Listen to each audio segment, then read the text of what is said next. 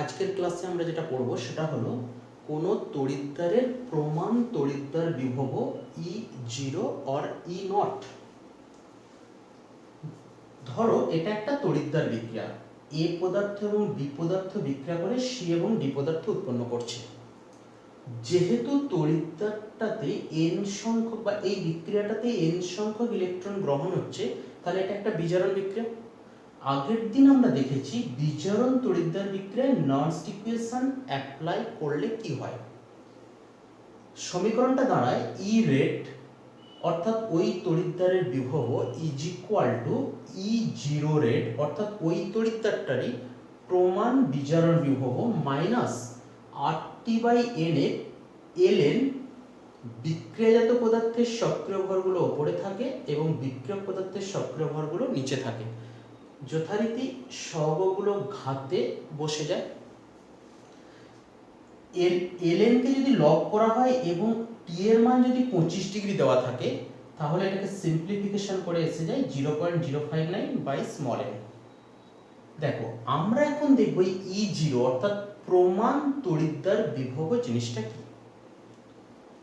যদি দেখো এই যে ln বা লগের পরের যে পোরশনটা আছে অর্থাৎ বিক্রিয়ক বা বিক্রিয়াজাত পদার্থের সক্রিয় ভর, এই বিক্রিয়ক বা বিক্রিয়াজাত পদার্থের প্রতিটির সক্রিয় ভরকে যদি একক বা 1 করে নিই, তাহলে দেখো এই পোরশনটা ln এর পরে বা লগের পরে প্রত্যেকটার সক্রিয় ভরকে 1 ধরে নিলে তাহলে এটা মানটা 1 আসবে।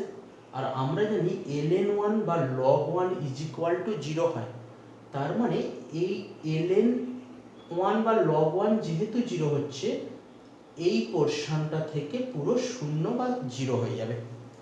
তখনই E red is equal two E0 red বা E is equal two E0 হয়ে যাবে।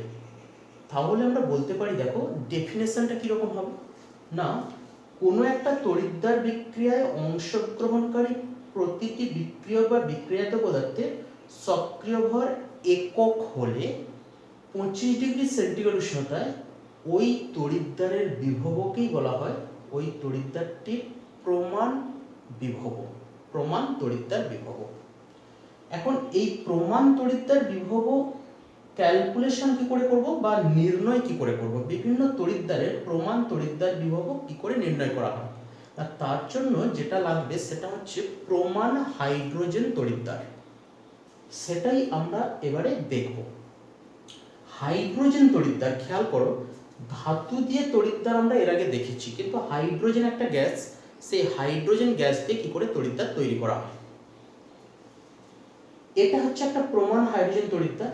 কিভাবে তৈরি করা আছে না, এখানে একটা HCl দ্রবণ রাখা আছে পাত্রে, ওপরে প্লাটিনাম দণ্ডের সাহায্যে একটা প্লাটিনাম পাতকে ঝোলানো আছে। তার মানে প্লাটিনাম পাতটা HCl দ্রবণে নিমজ্জিত হয়ে আছে। এই যে পাতটা, এটা হচ্ছে প্লাটিনাম ব্ল্যাকের আস্তরণযুক্ত প্লাটিনাম পাত। কিরকম ব্যাপারটা না, এরকম একটা পাত, এই পাতটা প্লাটিনামের, এর ওপর প্লাটিনাম ব্ল্যাকের আস্তরণ দেওয়া আছে। প্লাটিনাম ব্ল্যাক জিনিসটা হচ্ছে ডাস্ট প্লাটিনাম, অর্থাৎ প্লাটিনাম গুঁড়ো এর ওপরে আস্তরণ দেওয়া আছে। কি করে এটা না, আমরা জানি প্লাটিনাম হাইড্রোজেন গ্যাসকে অ্যাবজর্পশন বা অধিশোষণ করে, অর্থাৎ পৃষ্ঠতলে আটকে রেখে দিতে পারে। তাহলে এই যে প্লাটিনামে ব্ল্যাকের আস্তরণযুক্ত প্লাটিনাম পাত এই হাইড্রোজেন গ্যাসকে ওর পৃষ্ঠতলে আটকে রেখে দিতে পারে বা অধিশোষণ করতে পারে। এরকম ডাস্ট প্লাটিনাম কেন আছে না, যত প্লাটিনামের কণা সূক্ষ্ম হবে তত অধিশোষণ ক্ষমতা বেশি হবে, অর্থাৎ বেশি মাত্রায় হাইড্রোজেন গ্যাস পৃষ্ঠতলে আটকে থাকতে পারবে বা অধিশোষিত হতে পারবে। দেখো ওপর থেকে হাইড্রোজেন গ্যাস চালনা করা হচ্ছে 1 অ্যাটমসফিয়ার চাপে। ওই হাইড্রোজেন গ্যাসটা এই নলের মধ্য দিয়ে এসে প্লাটিনাম পাত্রের ওপরে অধিশোষিত হবে। পুরো দ্রবণটা HCl দ্রবণ, এই HCl দ্রবণে দেখো হাইড্রোজেন গ্যাস কিন্তু নিমজ্জিত হয়ে গেল। এইভাবেই হাইড্রোজেন তড়িৎদ্বারটা তৈরি করা হয়। এবারে দেখো এখানে যে HCl টা নেওয়া আছে, HCl দ্রবণের গাঢ়ত্ব 1m, যেহেতু HCl দ্রবণের গাঢ়ত্ব 1m, এখান থেকে উৎপন্ন H+ আয়নের গাঢ়ত্ব কি হবে 1m, অর্থাৎ H+ আয়নটার গাঢ়ত্ব একক 1। হাইড্রোজেন গ্যাসটা যেটা নিমজ্জিত করা আছে সেটা হচ্ছে 1 অ্যাটমোস্ফিয়ার চাপে, অর্থাৎ হাইড্রোজেন গ্যাসেরও সক্রিয় ভর একক রাখা আছে। আমরা একটু আগেই দেখেছি যে তড়িৎদ্বার বিক্রিয়ায় অংশগ্রহণকারী প্রতিটি পদার্থের সক্রিয় ভরকে যদি একক রাখা হয়, সেই অবস্থায় ওই তড়িৎদ্বারের বিভবকেই বলা হচ্ছে তার প্রমাণ তড়িৎদ্বার বিভব। তাহলে এইভাবে কিন্তু আমরা একটা প্রমাণ হাইড্রোজেন তড়িৎদ্বার তৈরি করে নিচ্ছি।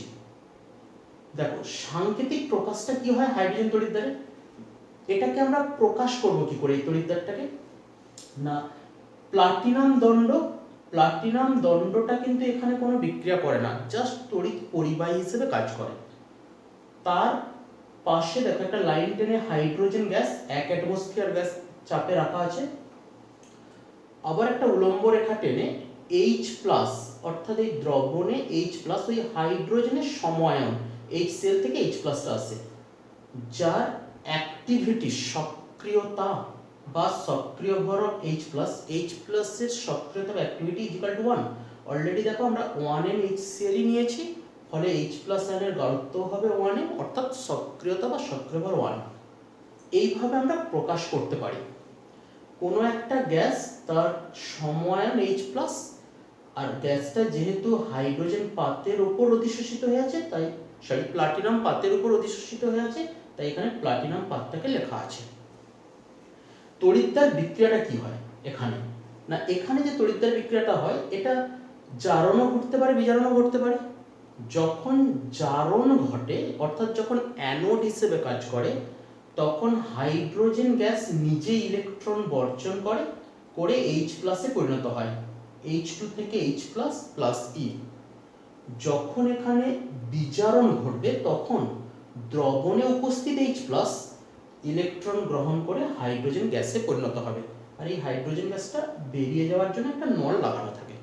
তাহলে জারণও ঘটতে পারে এবং বিজারণও ঘটতে পারে।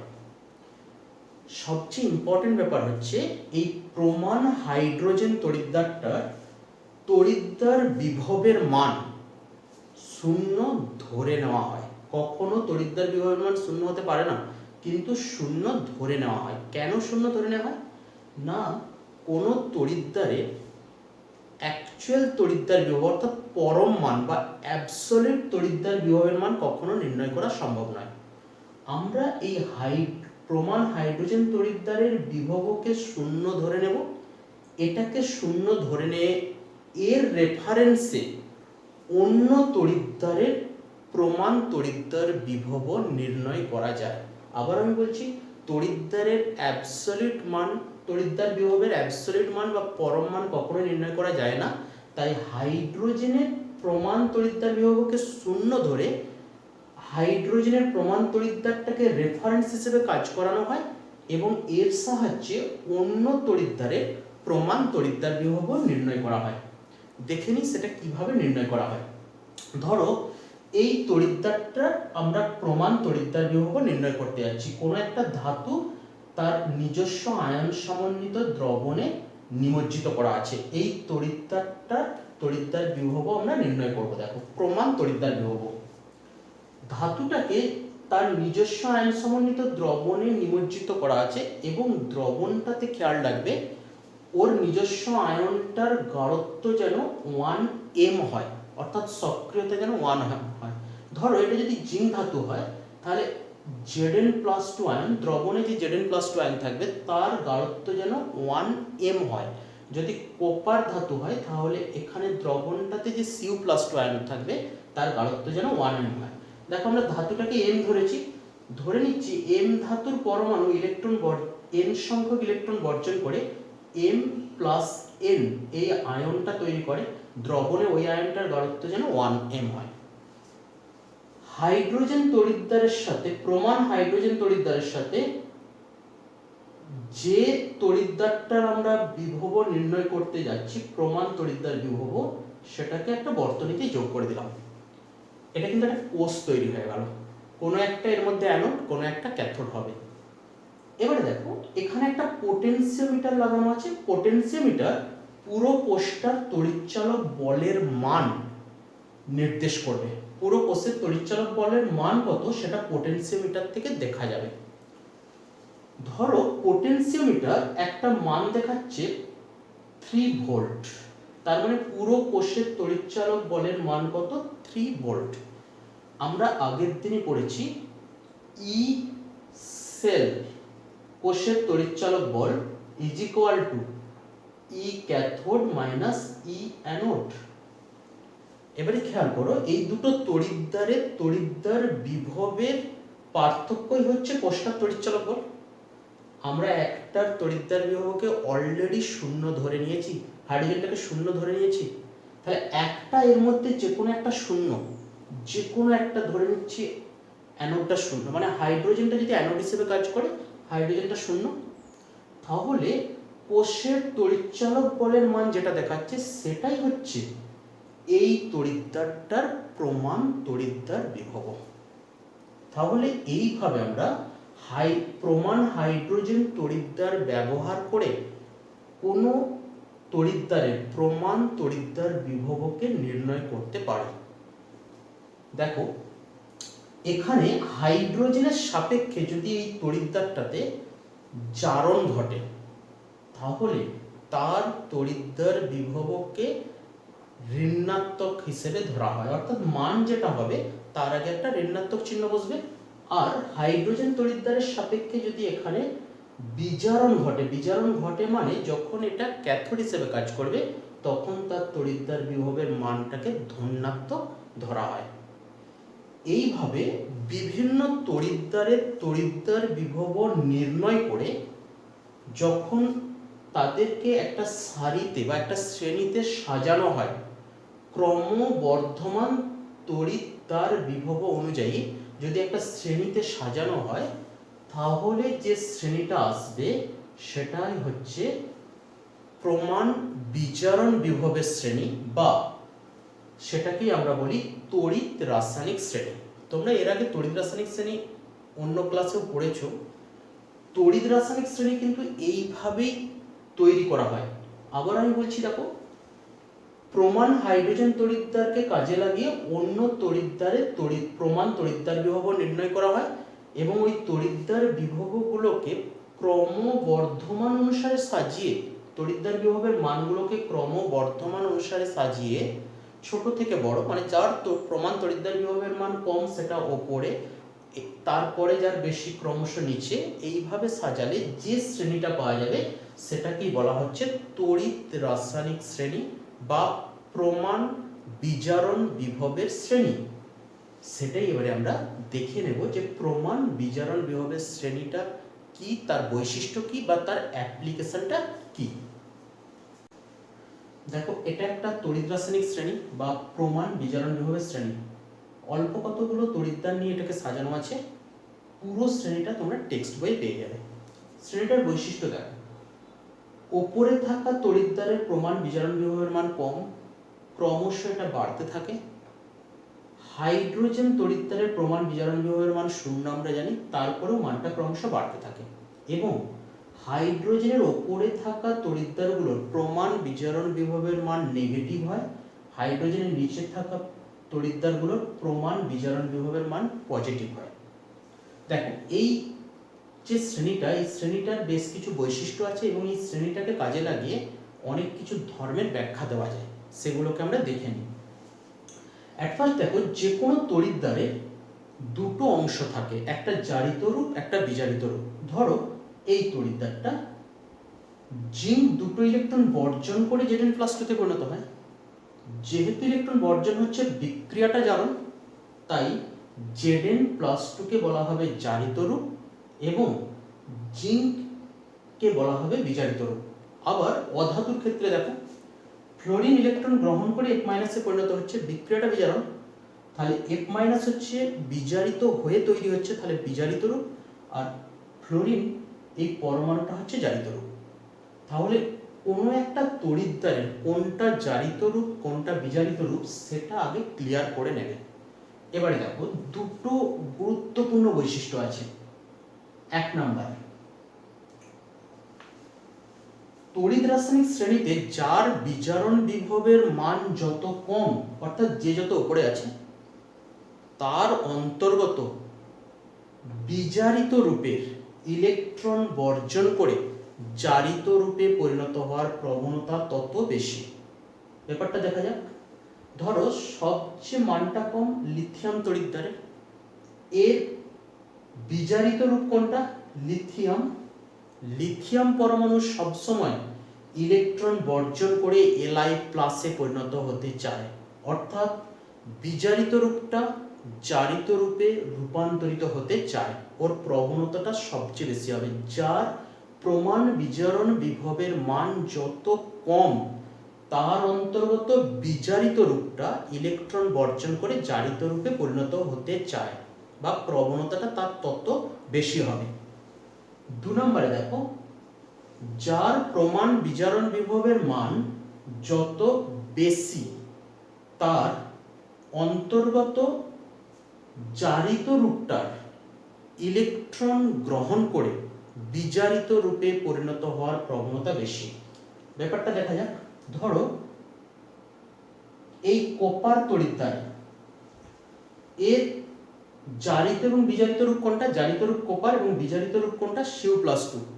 দেখো এর মানটা যথেষ্ট বেশি, ওই জন্য কি হবে, এর জারিত রূপ অর্থাৎ Cu+2 দুটো ইলেকট্রন গ্রহণ করে কপারে পরিণত হতে চাইবে।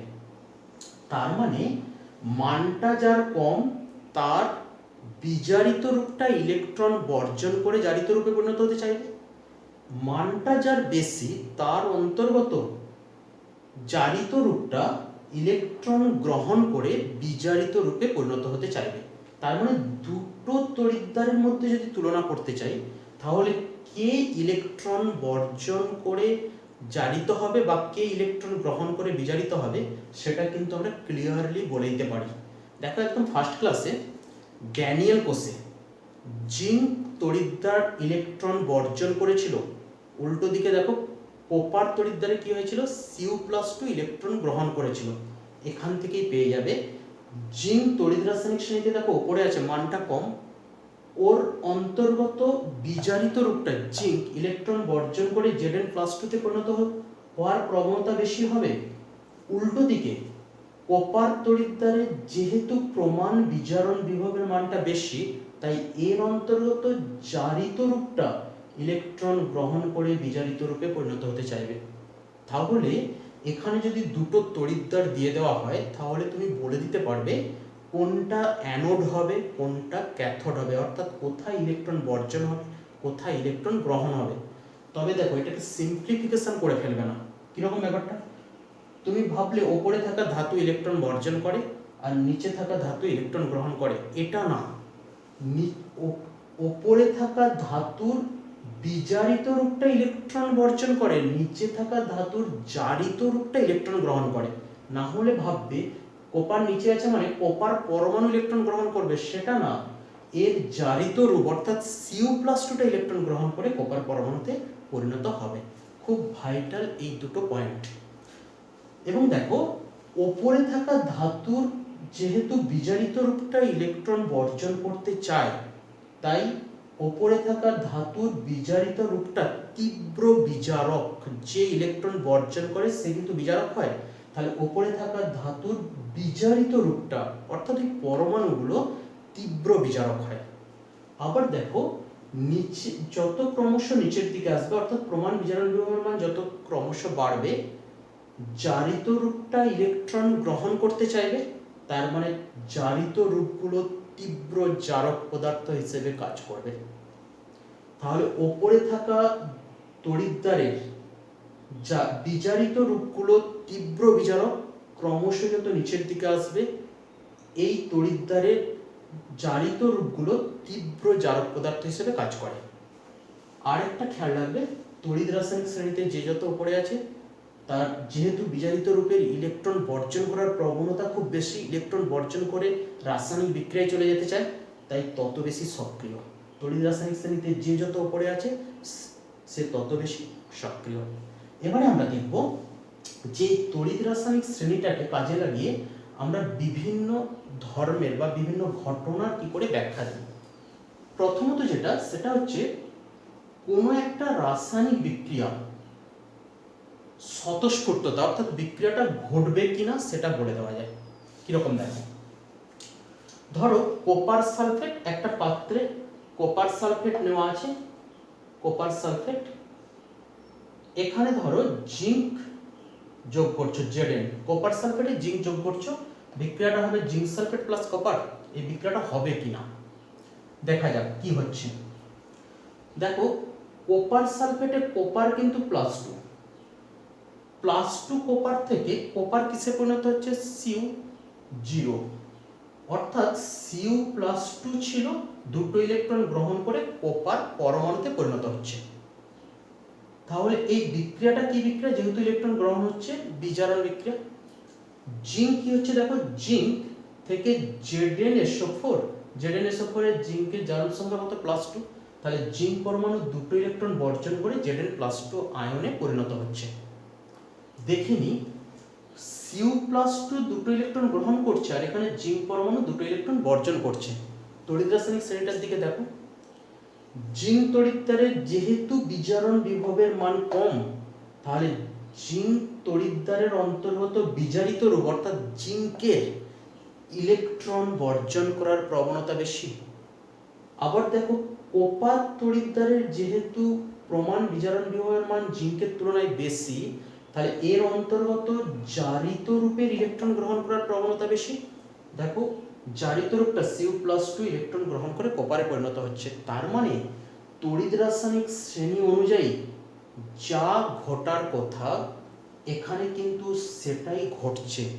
জিঙ্ক ইলেকট্রন বর্জন করে Zn+2 হচ্ছে আর Cu+2 দুটো ইলেকট্রন গ্রহণ করে কপারে পরিণত হচ্ছে, অর্থাৎ এখানে এই বিক্রিয়াটা কিন্তু সম্ভব বা বিক্রিয়াটা ঘটবে।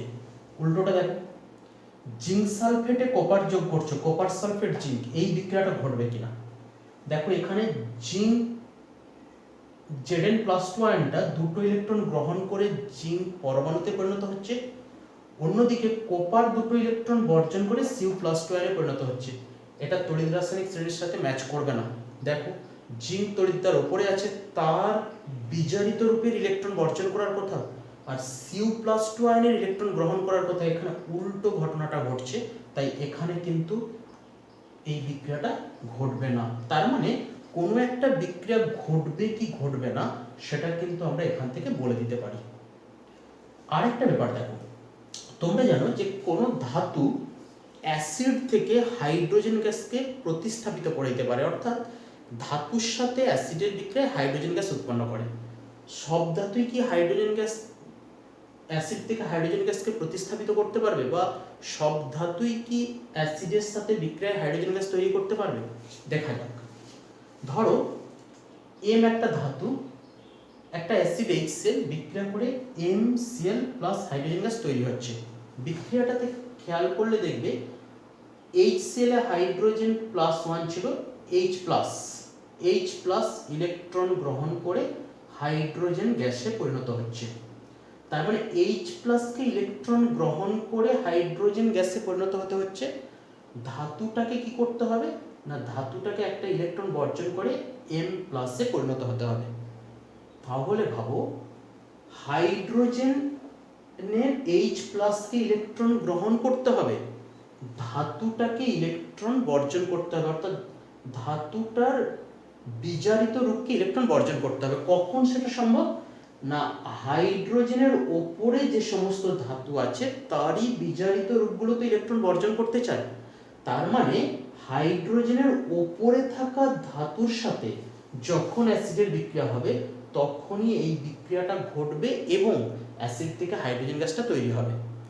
হাইড্রোজেনের নিচে থাকা ধাতুগুলো অ্যাসিড থেকে হাইড্রোজেন গ্যাসকে রিপ্লেস করতে পারবে না বা হাইড্রোজেন গ্যাস তৈরি করতে পারবে না।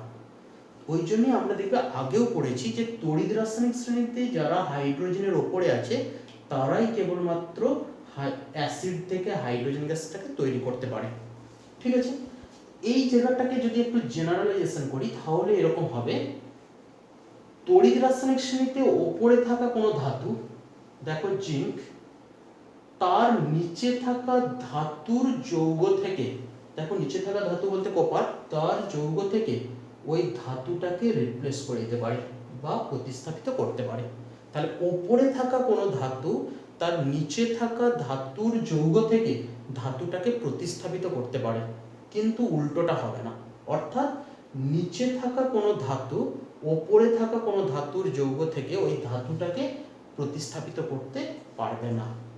ঠিক আছে? এটা আরেকটা জিনিস দেখো, সেটা হচ্ছে আমরা যখন প্রথম ক্লাসে ড্যানিয়েল সেলটা পড়েছিলাম, জিঙ্ক ছিল অ্যানোড, কপার ছিল ক্যাথোড। জিঙ্ক তড়িৎদ্বার অ্যানোড, কপার তড়িৎদ্বার ক্যাথোড।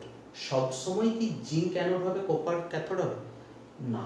এটা দেখো, ধরো জিঙ্ক তড়িৎদ্বারের সাথে তুমি লিথিয়াম তড়িৎদ্বারকে যোগ করলে, একদিকে লিথিয়াম তড়িৎদ্বার একদিকে জিঙ্ক তড়িৎদ্বার, কার ইলেকট্রন বর্জন করার প্রবণতা বেশি? না, যার বিজারণ বিভবের মান কম। তাহলে দেখো সেক্ষেত্রে লিথিয়াম ইলেকট্রন বর্জন করে অ্যানোড হয়ে যাবে, জিঙ্ক কিন্তু তখন ক্যাথোড হয়ে যাবে।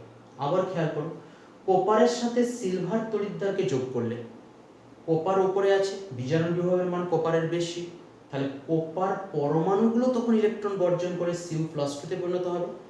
সিলভারের কি হবে? Ag+ ইলেকট্রন গ্রহণ করে সিলভার পরমাণুতে পরিণত হতে চাইবে।